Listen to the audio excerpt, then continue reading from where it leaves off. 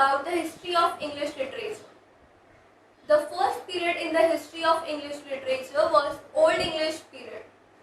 It is also known as Anglo-Saxon period. It is because the three tribes invaded Britain in that age: Angles, Saxons and Jutes. These three invaded Britain in this age. This age starts from 500 AD and it continues up till 1066 AD. The best known and best preserved verse of this age is called as Beowulf. The title of the poem was unknown, but modern scholars named it after the hero Beowulf. The author of the poem is still unknown. We do not know who the author is. Next, Beowulf is the national epic of Anglo-Saxons. There were two more poets in this age. Caedmon. Caedmon was a 7th century poet. His writings were based on the Old Testament of the Bible. The second poet was Cynewulf. Cynewulf was a 9th century poet and his writings were based on the New Testament of the Bible. The literature in this age was transmitted orally from one generation to another. There were no written scripts available. The Beowulf is the only written script that is available from this age. The next period in the history of English literature is the Middle English period. It is also known as Anglo-Norman period. It started in 1066 AD and it continues up till 1330 AD. In the year 1066 AD, a battle was fought. It was called as the Battle of Hastings. It is also known as the Norman Conquest. In this age, Anglo-Norman age, the French influence was the greatest. Therefore, the official language of this age is called as Anglo-French. It is also called as Middle English. There was one war fought in this period. It was called as the War of Crusades. It was a religious war. Next, two world-famous universities were established in this period.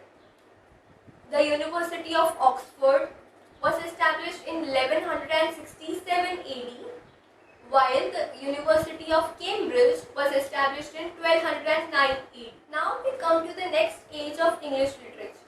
It is known as the Age of Chaucer. It started in 1330 AD and it continues up till 1400 AD. In this age, the literature transitioned from oral to written. There were two major events that took place in this age. First one was the 100 Years' War and second one was the Black Death. The Black Death was caused due to the spreading of plague. Chaucer was a great playwright of this age. Chaucer is known as the first storyteller. He is known as the first modern poet. He was the first poet to be buried in the Poets' Corner in Westminster Abbey. Chaucer's life is divided into three periods. The first period was of 30 years, in which the French influence was the greatest. In this period, he wrote the works like Romance of the Rose and the Book of the Duchess. The second period comprises of 15 years. In this period, Italian influence was the most upon him. In this period, he wrote works like Troilus and Cressida. He wrote The House of Fame. He also wrote The Legend of Good Women. Now coming to the third period. In the third period, which was also 15 years, again French influence was the greatest upon him. In this period, he wrote his masterpiece, that is the Canterbury Tales. The Canterbury Tales is an unfinished work by Chaucer.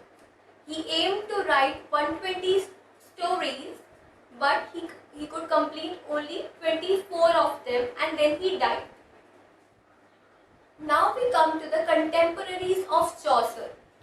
The first contemporary of Chaucer is William Langland. He wrote the poem Piers Plowman. This poem is divided into two parts. The first part is called as The Field Full of Folk, and the second one is called as The Seven Deadly Sins, the titles. Another contemporary of Chaucer is John Wycliffe. John Wycliffe was known as the morning star of Reformation. He wrote his work Translation of Bible. This work earned him the title the father of English prose. Coming to John Gower. John Gower's main work was Confessio Amantis. In this work, he wrote 112 tales. John Gower wrote in three languages, French, Latin and English. Another contemporary of Chaucer is John Mandeville. John Mandeville is the author of the book The Travels of Sir John Mandeville. This work comprised his travels of 30 years. This work is known as the first English prose classic. The next age in the history of English literature is the Age of Revival. It started from 1400 AD and it continues up till 1550 AD. The Renaissance means rebirth or revival in French language. Renaissance first started in Italy. In the Age of Revival, printing press was invented by Johannes Gutenberg in the year 1455. Printing press was brought to England by William Caxton in the year 1476. In the year 1472, Christopher Columbus discovered a new continent called America. In this age, we come across another war which was called as the War of Roses. It was a 30-year struggle. The war was fought between the House of York and the House of Lancaster. The two greatest works published in this period were Erasmus's Praise of Folly and Sir Thomas More's Utopia. Sir Thomas More is the first author who wrote under the influence of Greek literature. His work Utopia is inspired from Plato's Republic. The other authors of this age were Richard Tottle. Richard Tottle in the year 1557 wrote his collection of poems, Songs and Sonnets. Songs and Sonnets is also known as Tottle's Miscellany. This work consisted of 271 poems. Other writers of this age are Sir Thomas Wyatt and Earl of Surrey, whose actual name is Henry Howard. Sir Thomas Wyatt is credited with introducing the English sonnet in English literature. And the Earl of Surrey, that is Henry Howard, is credited with introducing the blank verse in English literature. Both Earl of Surrey and Sir Thomas Wyatt are known as the fathers of English sonnet. Another writer is Sir Thomas Malory. Sir Thomas Malory wrote his work Le Morte d'Arthur, that is the death of King Arthur. This was the first part of the video, the history of English literature. Stay tuned to my channel and subscribe to get the notifications of the subsequent parts. Thank you very much.